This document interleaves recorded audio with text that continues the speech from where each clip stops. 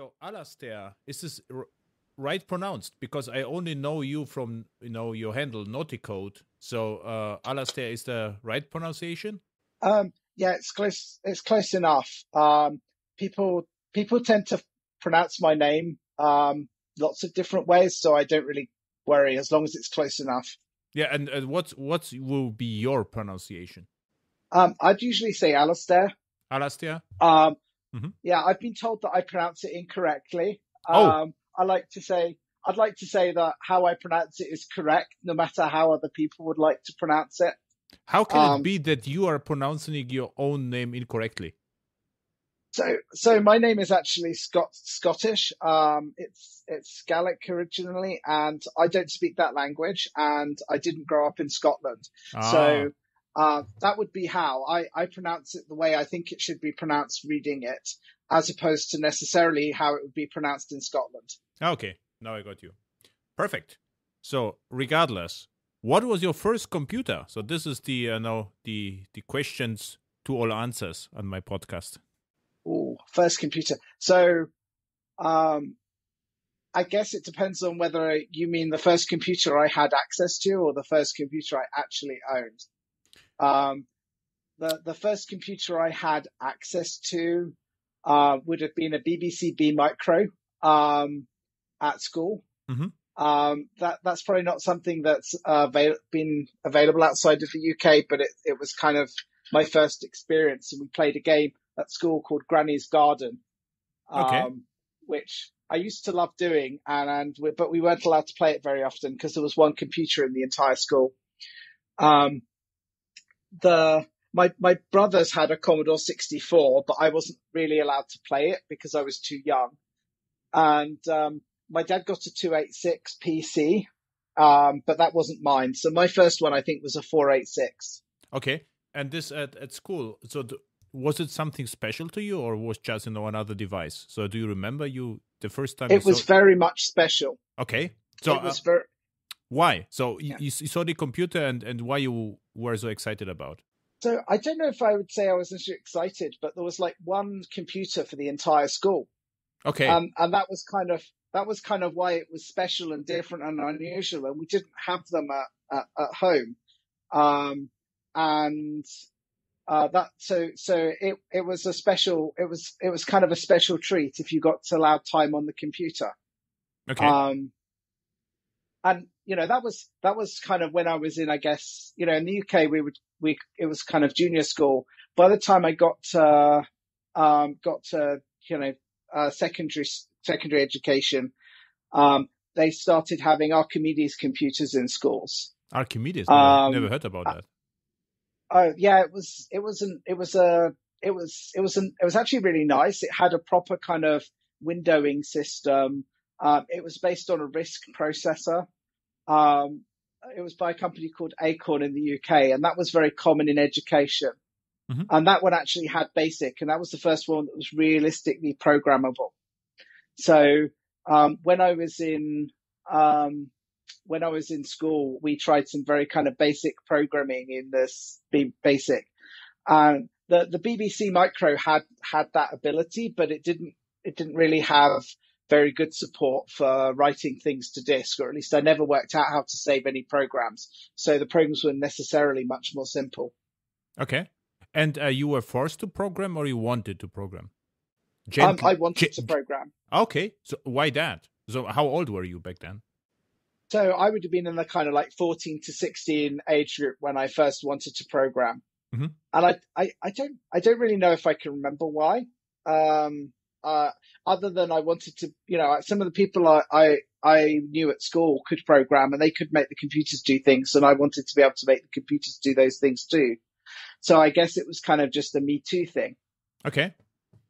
Because it's always interesting for me, why or how someone got an idea to program, because it's not obvious, that. And you also played games? Yeah. Oh yeah, I played games. I remember. I think the first game I played was SimCity 2000. And that was on the 286, and that computer had 2 megabytes of RAM, and making myself feel old now. And I spent a lot of time building a boot disk so I could actually play it, because it wouldn't play without me freeing up enough space. And I was quite proud of that. That was kind of my first big PC task. And then I remember I wanted to get X-Wing, which was a LucasArts flight simulator. Exactly. For Christmas, and that needed a sound card. So my parents bought a sound card for the 286. Sound Blaster. And that was a Creative Lab sound card. So you started with at school because there was one computer you were a little bit excited about that because it was rare resource, right? Then you saw someone programming, doing things with computer. So you started to hack a little bit basic, and this was your start with 286, right? This was the first machine you started serious programming on it? Yeah. Okay. And what was your first application you wrote, or your first Hello World, or whatever it was? So the first thing I probably remember writing was a program that could basically just display an image and full screen on the Archimedes. Okay. And basically there was this, it was really simple. It was like a 2 or 3 line BASIC program on the type form of BASIC they had, and It was just because everyone wanted to play tricks on each other by taking a screenshot of the desktop and then displaying it, and everyone click on the icons wondering, why isn't that program loading? So it was very juvenile, really. Yeah, but this is actually a great trick. So I found it by accident with my iPhone, where it happened by accident, But yeah, this is, I would say, intelligent trick, right?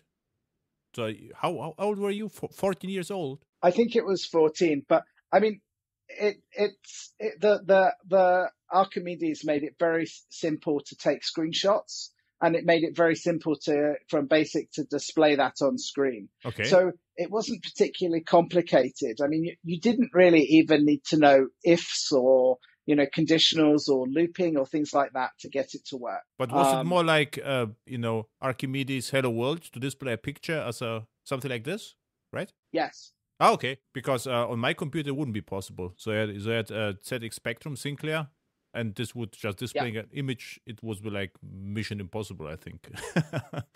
Yeah, and in fact, I went from the Archimedes, and then I went to college in the UK to do A levels, and I did a computing A level, and there we were on Intel machines. We're running Windows, and we were introduced to Quick Basic, and it didn't have any good graphics capabilities at all. So I went from an environment where it was like really easy to do those things to, it was really difficult. And I remember one of the people in my class built a kind of an online chat thing. We got into a bit of trouble because it wasn't supposed to work, but it did.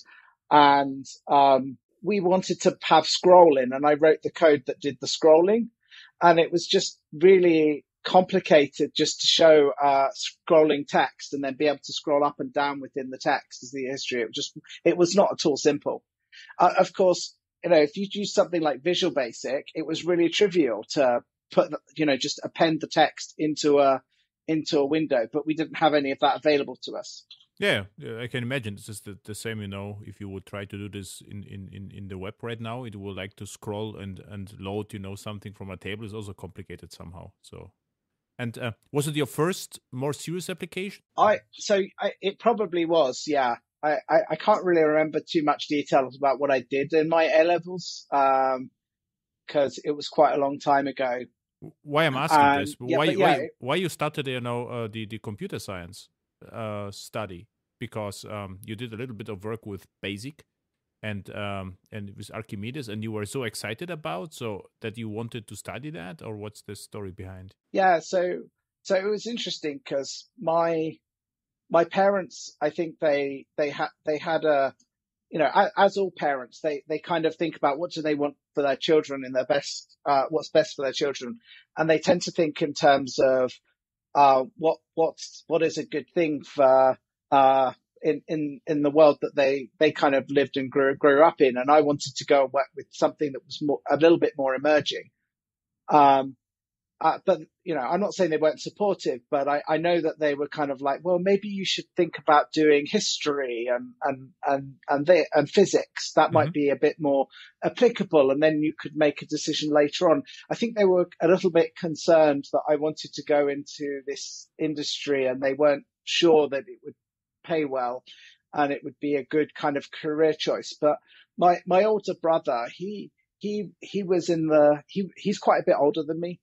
And he was in the video game industry, so he completely understood the value of programming.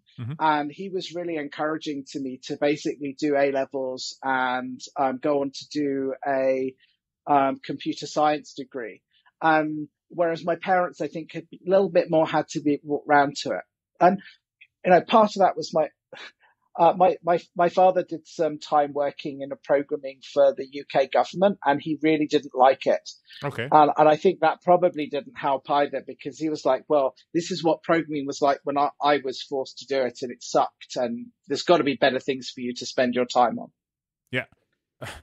I attended once a conference in Germany, and this was like, I did a Java thing, but the conference was a joint conference with C people. No, there were Delphi folks, and there were some all Delphi programmers with C knowledge. And one guy after the show, so we met all together just for a dinner or something, and he told me he really hates programming because it is, and he has.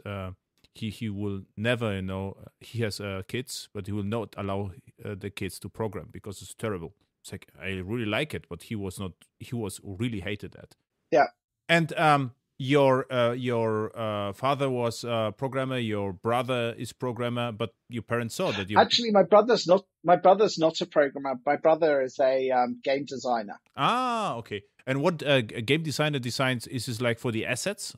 Like, these artistic skills, or what is game designer? What does it mean? Well, so this would be a better question to ask him, because his current job title is creative director. Okay. And he works for Riot Games, and they actually just today they announced the game he's been working on, which is going to be called something Valorant. I think that's how you pronounce it.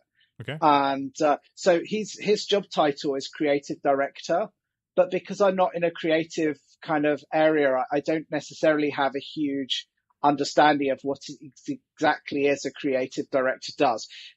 He's very much understands and appreciates the value of good software engineers, though, because he's always been working on either the video game production side or the kind of more creative design side of the project. But it's the engineers that turn the vision into reality, and he has a very high opinion of a good enginer. Hey, cool. As a result. So you have a nice brother, and then, this was your way to studying programming. And in one point of time, you liked the programming, or you regret that during the study? I don't think I'd regretted. Well, actually, that's not true. I didn't regret going, because I did a computer science degree, which has a lot of programming in it, but it isn't really a programming degree. And I would say I enjoyed almost everything I did except Prolog. Okay. And I really could not get on with Prolog and the way Prolog works and the way it forces you to think. I guess in a sense, I'm much more procedural in the way I think.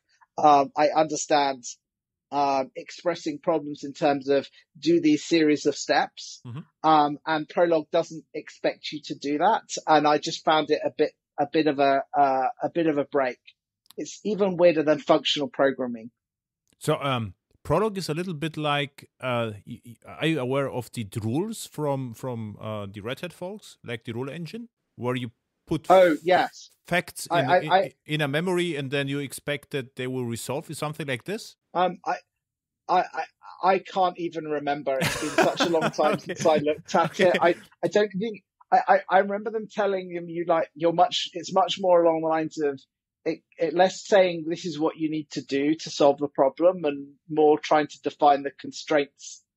But exactly. I honestly, I just remember the problem being the programming language being so different from anything that I had to work on, and I did not enjoy it. Okay. And you had already experiences with other languages, or was Prolog your first language after Basic? Oh, no. We got taught C. Okay. As our first language at university. Okay. And there was actually, we were taught functional C. Okay. And I can't honestly, that's probably the last time I ever did any functional C programming. Was like Objective-C? So like Objective-C something? No? No, it was literally C, but using C to write in a functional style. Yeah, this is interesting, actually. Okay. What you made me curious about the Prolog. So after the show, I would do some research how it looks like, because I'm really curious how it can look, And we did, so it was kind of like the first year at university, it was C, it was Lisp. I think Prolog might have been my second year rather than my first. But it was kind of interesting because when I first went to university, the university had decided the following year's intake would be taught Java as the primary teaching language, whereas in my year, it was supposed to be C and C++. Oh. But because they'd made the decision, quite a few of the people had already started adapting the material to focus on Java. So I actually think I came out of the first year really understanding Java, but not so much C, and I did no C++ at all. Okay. And then in the second year, they were like, oh, you all know C++ because you were taught it last year. And everyone was like, no, we know Java because we were taught Java as the object-oriented language. And which Java version was it? You remember? Well, it was before Java 2 was a thing. Okay. So you are one of the, old programmers, Java programmers. You started with JDK 1.1 as I started. Or 1.0 even. I think I started, my first Java program would have been in probably 1999. Okay, so it's probably around 21 years. Okay, perfect. And you enjoyed Java from the beginning, from the start, or not? So what was your opinion about Java back then? I liked Java for a couple of reasons. I liked the fact that you didn't have to deal with pointers. Okay, yeah.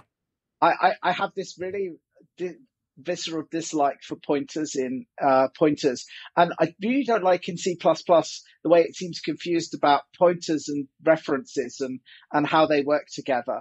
Or at least at the time, it didn't. It seems like sometimes I should use a pointer reference, and sometimes I should use the dot operator, and it wasn't entirely clear to me the rhyme or reason behind it.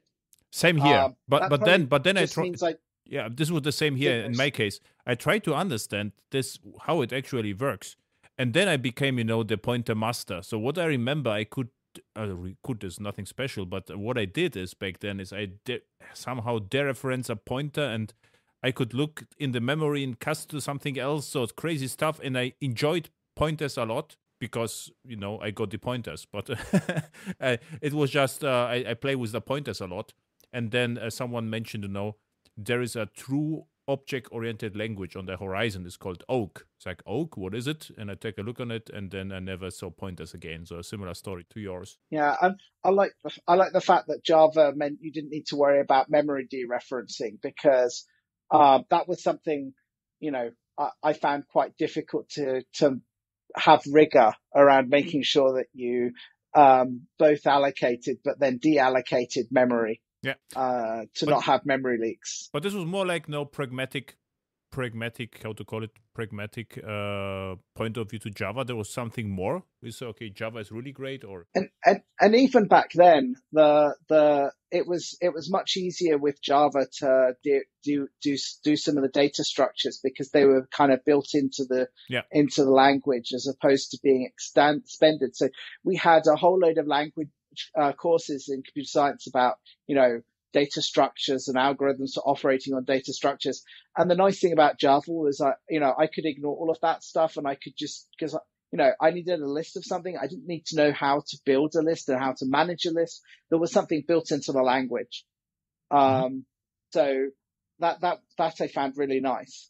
So then you stick with Java until end of the university? No, we still had to learn a variety of different languages. So, there was a couple of courses which were heavily on Lisp. but I would say predominantly it was Java. And I also I got an internship at IBM in the UK, for the summers during university. And I was on a Java team, there. So I kind of did Java in the summers as well. Although it didn't stop me in my second year. I went in and I couldn't work out why my program wasn't running. And I went in to ask the people in the help desk if they could take a look, and they looked at it, and I'd forgotten to put I'd tried writing int main rather than void main or something ridiculous like that.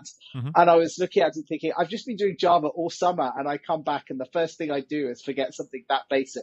Yeah, because you did something on the server and you didn't had to write public static void main, right? What I did most of my time doing was writing unit tests for code, and all of the unit tests were kicked off by a main method. But you're right. I mean, once you've got your main method, almost everything after that is kind of not main method. So you wrote a unit test without JUnit, right? Yes, this was before JUnit. Well, actually, I don't know if it was before JUnit, but it was before JUnit was a big thing. Yeah. And it was before people really did automated testing. So you would write unit tests and you'd run them, and then that was it. Yeah. If anyone else, I checked them into version control system, and I'm pretty certain that it won't run after I left the internship, or at least not reliably, because I know somebody when I joined IBM in my graduate year, somebody was asking me questions about these tests I'd written as an intern. Okay. And eventually, like several years later, he admitted to me he had just gone and deleted all of the tests. Yeah. This is what usually happens. If the tests are read, you have to delete them, right? Right. And, I think it was they were, I don't think that they were never run necessarily, but they weren't run frequently enough. Yeah. And nobody really understood how they worked. And I didn't really understand how they worked 3 years later. What you tested actually during your, what was it? What you had to test? Oh, I don't know if I want to admit that. I was writing unit tests for the IBM MQ JMS client, the first release. Yeah, this is great.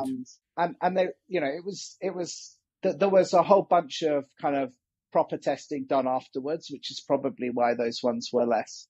But yeah, my first internship, I felt like I was delivering value. Yeah, it was extreme value, because I used the MQ client for Java before, and then this IBM JMS for insurance companies. So probably I got, the very first version of IBM JMS API tested by you. I tested it. I didn't actually write any code in it, but I tested it and I found bugs.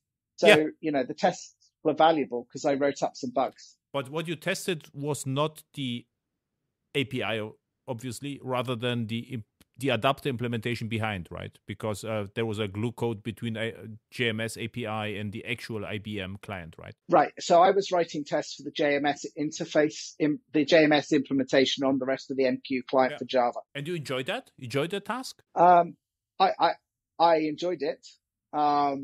I remember having quite a bit of free time. So there were a couple of people that I knew from university who were on an internship. And, I remember having a good time, all of us doing the internship at the same time. I'm sure that I could have provided more value and more utility in the 3 months I was there, but I did enjoy it. You provided value as a student, perfect job, I would say. And what you did after the university? You just immediately joined IBM? Yeah. So after the second internship, they offered me a job. And I was like, great, I don't need to go on the job hunt now. So on the second internship, you still tested? You expanded your tests again? Was it your just extension? So it was, so the first internship, the first summer, I wrote unit tests. And the second one, I was in the FVT team, again for the JMS client for Java. And I worked on quite a lot of tests there. I can't remember any of the details, but the test lead at the time seemed happy with what I did. So then at university probably nothing more exciting happened, and then you joined IBM, right? So I think there was nothing revolutionary what you did on the university from Java perspective. I don't think so. I mean, it's kind of like long enough ago that, to be honest, I don't know how much I can really remember in detail. Yeah, sure. But and IBM. So you started at IBM, and yeah. As what? As a JMS expert, or not no, expert? No. So I ended up getting hired in the WebSphere application server product organization into the development team, and they were at the time integrating JMS into WebSphere application server. Okay. And I kind of joined at the kind of beginning of WebSphere version 5, which was the version where WebSphere first got a JMS implementation as well as support for the API. What you did then? So I was, we have 50 interfaces around. I would say JMS is the main interfaces are clear. You got already the working implementation from WebSphere MQ or MQ series back then. And there was the adaptive work to do, and probably JNDI, JNDI, thread pools integration. This is probably the hard stuff, and stress testing and stuff like that, right? Yeah, but I wasn't really doing any of that because there was a team of people doing the work who had real experience. And I came in kind of, I wouldn't say halfway through, but it was kind of partway through a project. So I wrote, one of my colleagues teases me because one of the things that I did was wrote samples. I wrote product samples. Okay. And they teased me that I was the samples guy for the team. Okay. And I did bring up, I did a little bit of development here and there. But I would say most of the first year in it, I wasn't really doing much in the way of real programming, and I was still kind of finding my feet. So I think probably the first year I was in IBM, it was most of my time was trying to work out what on earth it meant to be in the world of work and in a company like IBM, and less actually writing code. I joked at one point that I spent more time when I first started writing Perl code than Java. Although I can't remember why I was writing so much Perl code. So probably some, regular expression stuff, I would assume. And that was it. One of the things that our team had is we had a wiki, and it was one of the kind of early wikis, and it was written in Perl. And I made some changes and improvements to the Perl wiki based on what we needed. Okay. And I'm fairly certain that the Perl code was open sourced. But I didn't worry about any of that because we weren't shipping it. It was just an internal tool. And that I spent some time doing that. And but now you are a WebSphere architect. So yes. This is a big deal. So what happened between, hacking Perl and becoming a WebSphere architect? So what you did, you stick with JMS the entire time? No. So the first really WebSphere 5 had MQ series as its JMS implementation. But that ran MQ series as kind of a cut down sidecar.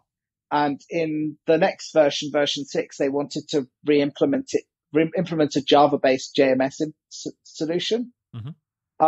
And they basically stole as many people from around the lab as had any understanding of WebSphere and JMS to actually start building it. And I was one of the later people being picked on.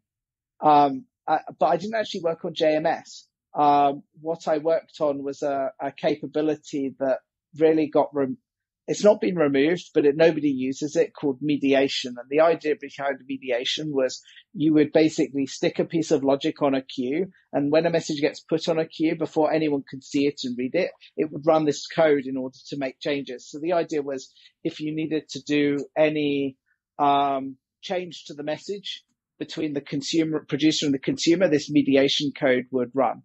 Okay. And that was kind of interesting because it was basically writing a container.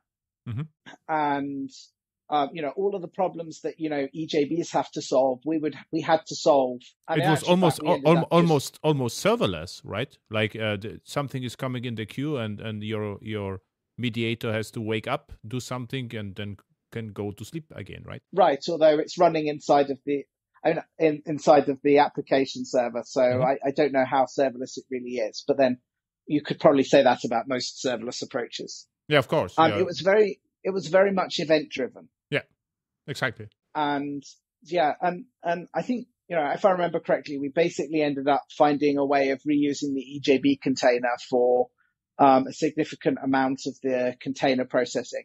It was still kind of, it's JMS in the comfort zone area, but it was not JMS in the, I was starting to learn about how people write code themselves. I'd like to be able to say that I had a very strong opinion on where my career was going and what I was going to do. Mm-hmm. But I think realistically, it was a little bit more, I was lucky and I got opportunities given to me at various points. There was one of the versions of WebSphere, we decided to rebuild WebSphere on top of OSGi. Mm-hmm. And I was asked to work out how to get the JMS implementation we had running in that environment. And that was really interesting because it got me experience of a huge range of the runtime, which I think has been very useful since. So, I had to go and look at how the transports work, the kind of HTTP, the messaging protocols, make sure that they could all work. And it just meant I had to go and just get stuck into random parts of the code base that I really had no experience in. And it kind of taught me to not be scared, of other people's code. Cause, I know some people get very strong sense of ownership over pieces of code. And, it just taught me that you can't have that, and you can't be always worried about people's ownership. If something needs to be done and you're the best person to make it happen, then that's just what needs to happen. Mm-hmm. And I think, making something to work on OSGi is quite an adventure, right? I can imagine with the it was class loading issues probably, and the order, how the services have to start. I mean, this is a huge project. I mean, so some of that we had to deal with anyway. And one of the best things about OSGi is its service model. Mm-hmm. And we didn't really make use of the service model at all in that project. Mm-hmm. It was, to be honest, mostly using the Eclipse extension registry format, as a way of hooking things together. So a lot of the ordering constraints that happen around startup and service orchestration in OSGi weren't really there. That was one thing. When we did Liberty, that was one thing that we really learned from what we had done with traditional WebSphere. We had learned a lot more over the times, and we very much tried to make sure it was using services and OSGi best practices that we had learned about. This is I had already a chat with Erin Schnabel, a conversation, and like OpenLiberty is built from ground up on OSGi primitives, and it works great. I mean, I use OpenLiberty a lot, and you can even partially load or unload bundles or features, and it just works. Yeah, and we kind of wanted to do a lot of that with traditional WebSphere, but we wanted to, as much as possible, not risk breaking anyone's existing applications.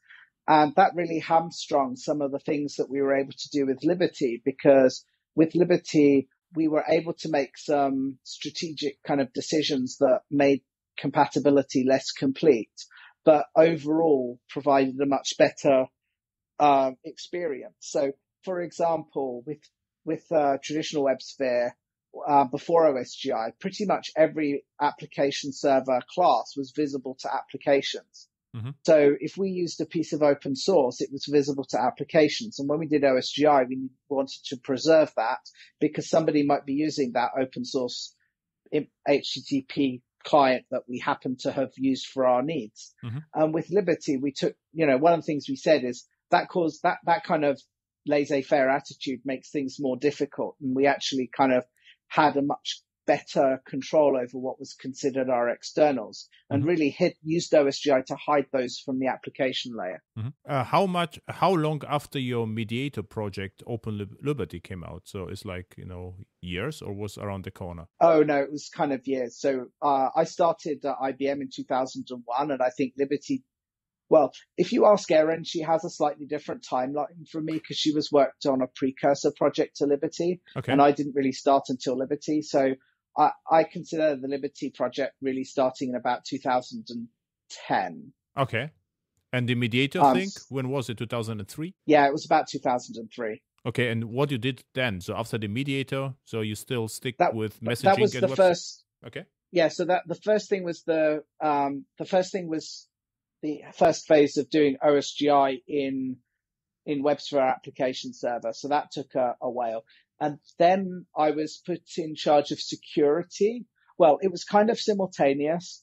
So I was doing componentization and security, but the componentization thing was the OSGification was like a year, a release, and the security thing lasted a few. So I was doing security and, for the messaging support. After that, there was this period where IBM was very interested in enterprise OSGi, which was how to bring, the Java EE programming models, but using OSGi modularity. And I was the development lead for that project in WebSphere application server. And that's what I was doing immediately before Liberty. Okay. So why Liberty started is like because you saw that you cannot just provide the features for the WebSphere Classic without breaking existing code base or being, because what I imagine is on the WebSphere Classic, lots of serious applications are running, and if you would go, the full OSGi route, you could break things. So this is why OpenLiberty started? So Liberty kind of started for a couple of reasons. In a sense, I think we had backed ourselves into a kind of a corner with what we could do with the traditional code base in terms of meeting some key requirements. We tried to work out how to deliver those on the traditional runtime. And I think basically we weren't smart enough to solve the problem and preserve backward compatibility. So that was, that was when we said, well, what happens if we try and start from scratch? And, we had a couple of different attempts solving the requirements before we came up with the Liberty one, and each one was successively more and more like Liberty. So, one of the key things that we wanted was something that was like fastest to start up with a less of a memory footprint. And also people, back when we were starting, even that, it's easy to be dismissive when you're looking back about 10 years. People were much looking for, even back then, I just want the amount of runtime that's needed for my application and no more. Yeah. The kind of just enough application server context. I think that might be something I picked up from you. And at the time we talked about fit for purpose. Okay. And I remember we had an argument somewhere on email. I don't know about, you were about for modularization, and I said, why you are doing this? Is this small enough? You remember that? I don't know. This is how I bumped into you. And then I tried to track you down, and I found their naughty code on Twitter. And we had a mail conversation about, I don't know in which context, about, this, what you said right now, build your own runtime, which fit your purpose. And my point was, why? If it is small enough, then I will always take the entire thing. So we had an argument. And then I asked Erin about you. So who are you? Because we're really, explicit with this, with the idea. So remember the conversation or mailing? conversation with me? I don't remember it in detail, but it seems like the kind of discussion I've been involved in. Because I've had a similar, I've seen other people being like, well, if everything is fast enough, then it doesn't matter. And I agree, right? If everything is fast enough, it doesn't matter. The problem is that there's kind of a big if. The more code you're pulling in, the more function you're pulling in, the harder it is to ensure that you have that level of approach. And, annotation scanning of code at runtime is, it's not cheap. And if you're really bad at it, you annotation scan multiple times. So JAX WS, JAX RS, Servler, EJB, all of them are doing their own kind of annotation scanning independently. And, obviously, if I describe it that way, it sounds like that's a really stupid way to do it, except that's very common. Yeah. But my point was always like, if let's say Quarkus, we have a completely different example. In Quarkus, I have to do over and over again. I have to add all my micro profiles, small write dependencies. Then I add my Hibernate ORM. The first thing I did, I created a archetype which added everything I possibly would like to have. And then if it's too big, I would just remove the dependencies or refactor the code. But for me, it's productivity or convenience over runtime memory consumption. Now I think I remember the context. So I was looking at getting our Maven tools to generate the right server features required to enable just enough. And the discussion was about, should you just have the dependency on everything in Java EE, or should you be explicitly listing the Java EE specifications that you want? Exactly. And I think I would express it slightly differently from if it's fast enough, why would I care? I would view it as being you don't want to have to care, but you want to get the best performance throughput. So what would be an ideal thing is that from the perspective of a developer, you just say, this is the API I want to use. And if you use a subset, we only provision in the runtime the subset that you need, rather than saying everything. I think the optimum would be we would just have one API, so one dependency in Maven, like Jakarta E8, let's say, or microprofile, and then what I'm using, and then the runtime. For instance, if I don't use JPA, the runtime would not boot JPA, but I don't have to bother with it, because at the beginning of the project, the worst idea what I saw was I think it was the Whitefly Swarm, where I was asked, would you like to have JAX-RS with transaction or JAX-RS without transaction or JSON-B? And at the beginning of the projects, I really don't like, to fiddle with the website to add all the APIs, because I know I will probably end up having 80% anyway in any reasonable project. So for me, it's the Ruby on Rails experience. So back then it's almost that, but back then, you just start hacking and it's done. I don't have to care about all the dependencies. Yeah. And there's always it should be possible. So don't get me wrong. So if you need this micro optimizations, you should be able to do this. But in all my project, I always went with the full server. So I use always Payara full, Whitefly full, OpenLiberty. I added to OpenLiberty Jakarta E8. That's the first thing I did. And microprofile, the only thing what I didn't like was the dependency on SSL and Corba, which I never, because this caused some startup slowdown. So this was issue I really had. But if this were not there, it would be just perfect. So the size was never an issue. And I think I have come on discussion not only with you, but also had with the Sun people building containers, because they try to optimize from the runtime perspective. And I'm just a user developer, and for me, convenience is the king. But I think, and in fact, in the case of the changes I had been playing around with in our Maven tools, I actually ended up not making them based on your feedback.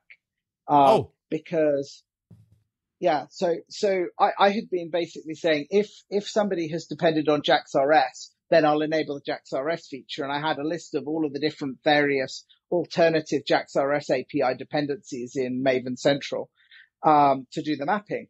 And, it worked. But as you said, from a developer perspective, it's just so much nicer to be able to say you want Java EE7 or Java EE8 or Jakarta EE8 and not worry about that level of detail when you're defining your Maven plugin, because as soon as you want to add something else, you've got to go back to your Maven POM and you've got to make changes, and then you've got to get your IDE to sync up and make that available. And I basically said, well, if I'm going to map Java EE8 to the full feature of everything, I'm not providing the kind of value I want to provide. So I ended up shelving it. Now, we've had conversations in the development team like multiple times since then about how to bring that experience back, but do it in a more developer friendly way. So we don't end up requiring a developer to do unnatural things just because they want to get just enough runtime. Mm-hmm. And but the approach you did is very important for marketing, actually. So the memory stuff is usually never an issue. So I was just almost in every session or Java user group where I'm attending and asking developers about the memory consumption, and then I asked the question, now, how much would you cost, let's say, if your microservice becomes twice as big in RAM and it's in the clouds? And people who they think it will be extremely expensive, and sometimes I get your real answers, and this is like it is in one point was like 50 euros a month. It's like it doesn't matter, if you are productive and the POM is faster, or Maven is faster, and the POM is easier to understand, and there are no plugins involved, then 50 euros a month is not an issue. But if you are Netflix and you have hundreds of thousands of such microservices, then you have an issue. And so what I do right now, I proactively show Quarkus, Whitesly, or OpenLiberty, measure the performance and say, look, this is what is empty and this is what is full, and this memory we can save, and then this discussion stops and we can fully focus on the real problem. Yeah, I think I'm kind of, different people have different interests for different reasons. Yeah. And to be honest, it used to be when we started Liberty, for everyone I know, it was like memory footprint, startup time, those are really important. And then Atom came out and Slack came out. Yeah. And what I realized and what the message I took away is actually how much CPU and how much memory something takes up is actually irrelevant. Most people don't care about it. What they care about is how it responds and how responsive it seems. Mm-hmm. Because I have looked at Eclipse, which isn't particularly popular anymore and is seen as being big and heavyweight and slow. And I've looked at how much memory it takes and how much CPU it takes, and I've compared it with things like Atom and VS Code, and it's not using significantly more. In fact, in some cases, it uses a lot less of those measurements. Yeah. But it doesn't feel as responsive. And it feels like it gets away in the user experience in a way that Atom and VS Code don't.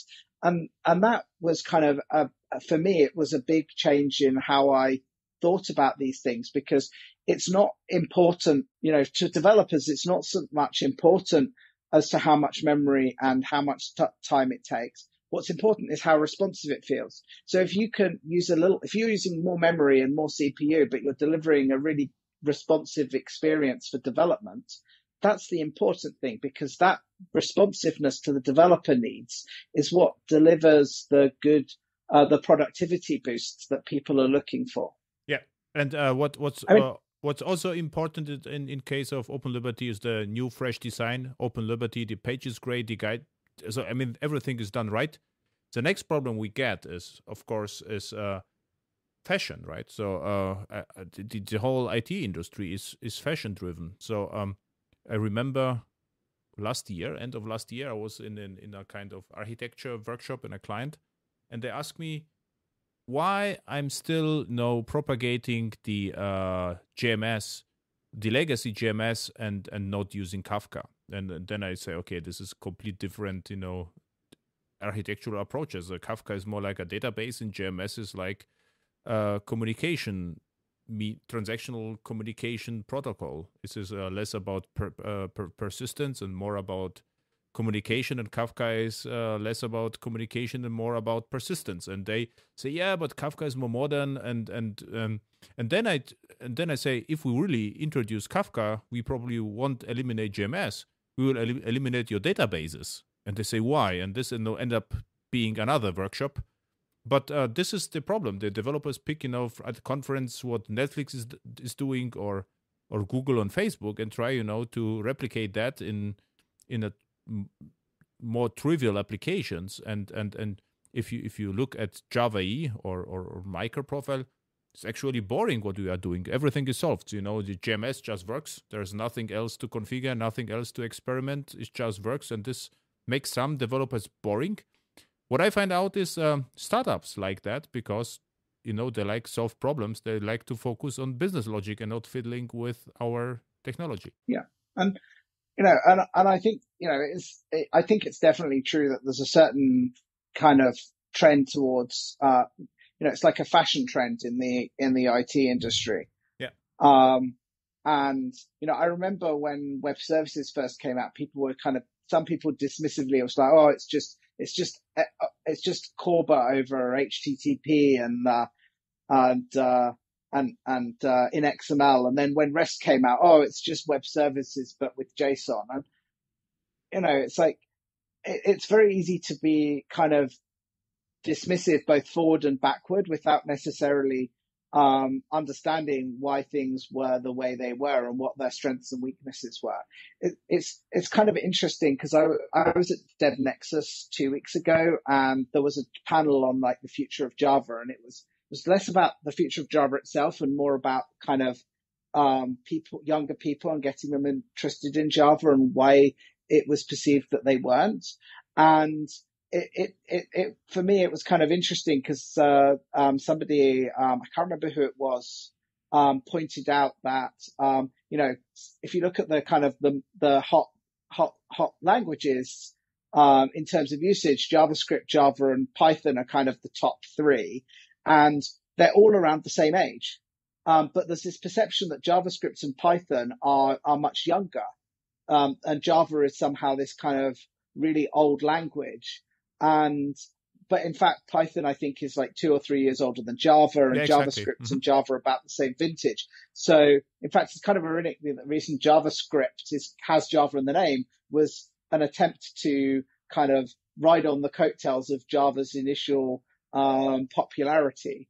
Exactly. And, it's like, well, Python is exciting because AI is exciting. It's actually not, the problem thing isn't around this, Java is boring. It's because the problems people use Java to solve are less interesting than the problems people use JavaScript or Python to solve. Yeah, but I don't know. You remember probably Scala, and at one point, Scala had XML DSL support. I think it was called XML Builder or something. This was around 2000, probably 6 or 7. And Java was told, to be dead because Java does not support DSL XML natively without parser, like understanding natively the XML syntax. I remember the whole entire discussion back then, and for me it was like strange. I was like, why we need to know so much XML? I mean, you could do also without the XML, and this was a very good decision, to not support XML natively in Java. Just imagine that. I think if we had now native support, language support for XML in Java, this would be, terrible. So now with Java 9, less so because it would be somehow deprecated, but this would, damage Java seriously over the years. Yeah, and with Liberty, I remember a few years after we shipped it, we went out with an XML format because, I think even now enough people can read and write XML. It's a known enough quantity, but it's a reasonable format. And then somebody came and said, oh, we should rewrite it all in JSON. Because JSON was the kind of flavor of the day, and people were starting to use for JSON in areas where, to be honest, in retrospect, it was inappropriate. Yeah. And I was like, no, I don't think we should do JSON. We should just hold off and see how things go on.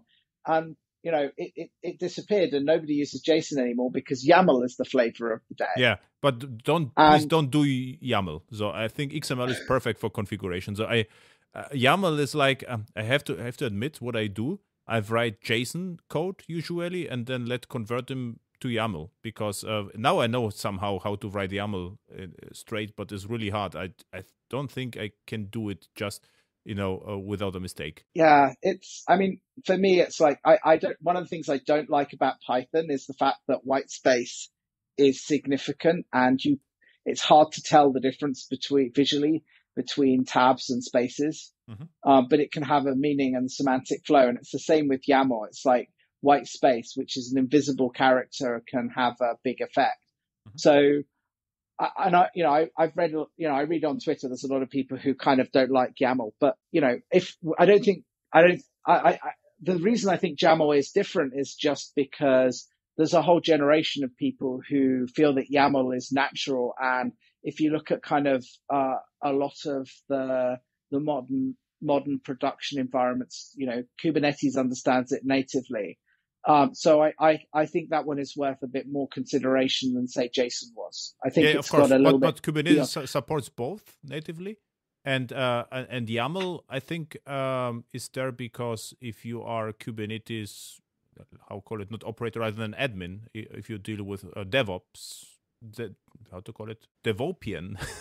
If you are someone who is in the DevOps role, there is not a developer, it's a developer probably. If you are a developer and you care about Kubernetes, it's really easy to read, the YAML stuff. This is very readable, but it's harder to write, I would argue. Mm-hmm. I absolutely agree. I mean, there's lots of challenges around YAML for authoring and correctness validation. Mm-hmm. And from that perspective, I think XML is still superior. Mm-hmm. But as I said earlier, there's a certain fashion element to thing. And I think YAML at the moment is slightly beyond that. It's just a fashion. It'll go. I think it's going to be irrespective of whether or not we might think that XML is better than it for certain use cases. I think YAML for configuration is going to continue to be around for some time. Yeah, I also think so. But yeah. And I forgot to ask you, what is your task right now? So you are still involved with OpenLiberty, I would assume. So what are you doing right now? What are your tasks or your goals? That's an interesting question. So my responsibility is for the overall architecture of and delivery of technical delivery of both Liberty and WebSphere. So I kind of have a foot in both camps. I used to have an excuse to ignore the other camp, which has gone away now.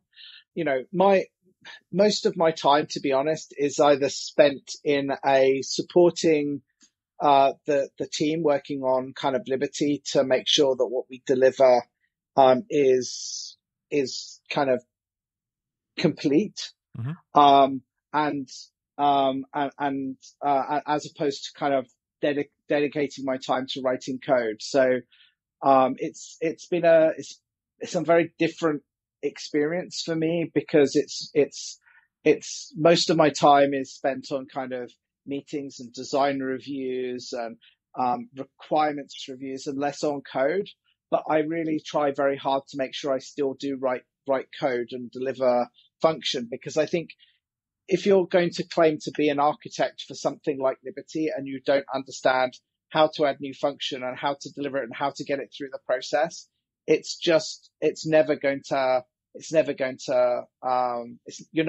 really understand what people are doing. So your input into the designs and the development process is not as valid as it could be. Yeah. So you miss coding. So I miss coding. Yeah. I miss coding. But the problem with coding is, to be good at coding, you need to have a big dedicated time. You can't task switch to and from it. And that's the problem that I have right now is, there are a load of things that I would love to do in terms of, code for Liberty. And I just don't have the time to dedicate to making sure that they would be delivered. So I've been tending to focus on more things around the periphery, in general. And and I've done some prototyping stuff that then somebody else takes and actually gets delivered.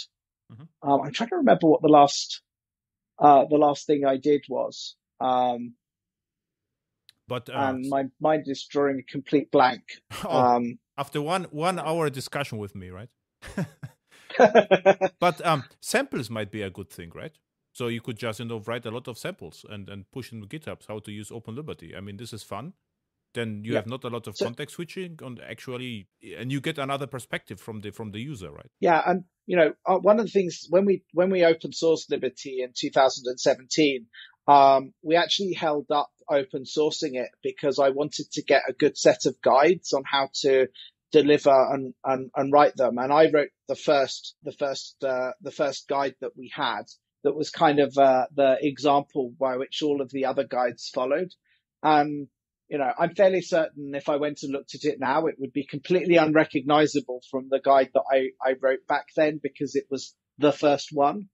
But that's an example of something that, it's not core runtime stuff, but it is still technical and it still does help people because it helps people understand how to make use of the product. All right, cool. One important question. Why naughty code on Twitter? What does it mean? So originally I had I can't remember my first Twitter handle. It was a long time ago, but I changed it when I was in the UK, when I went to the UK, I had an email address of not@uk.ibm.com, which I thought was kind of funny because it was a play on my last name of Nottingham. But it also said I wasn't there. And I ended up using that for a Twitter handle of not@IBM. And when I changed it to that, somebody thought I was announcing my resignation, which was kind of funny. But I had that for a long time. But technically, you're not allowed to have IBM in your Twitter handle. Mm-hmm. So at some point in the last few years, somebody said, you probably should rename it before you leave IBM.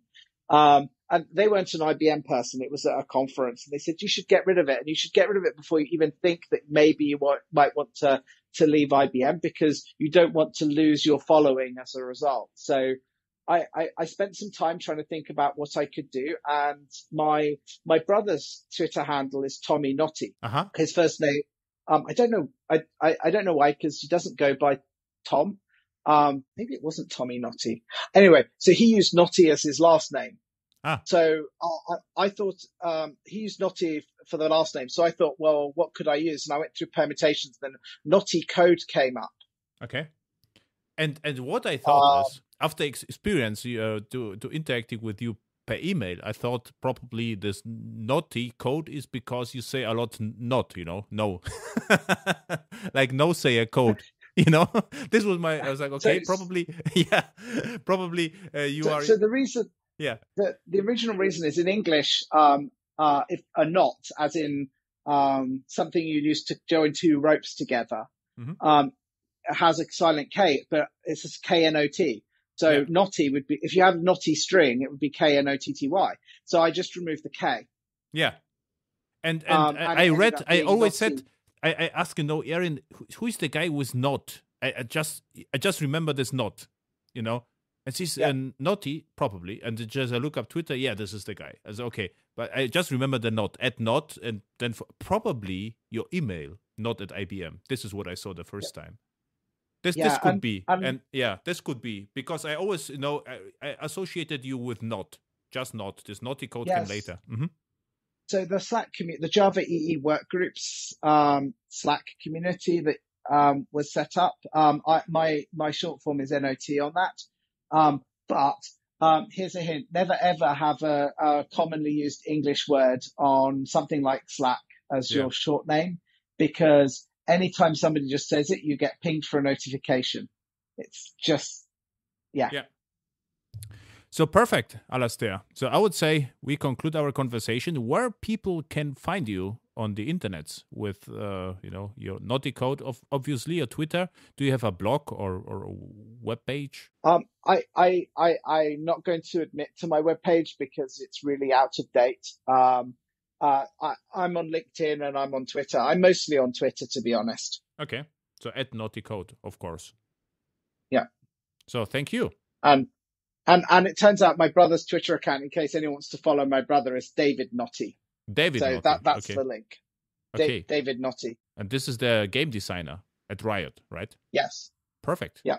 So thank you. And ironically, my younger sister works in software sales, working for TIBCO. So we're all in technology. And TIBCO is somehow also JMS related, right? Yes.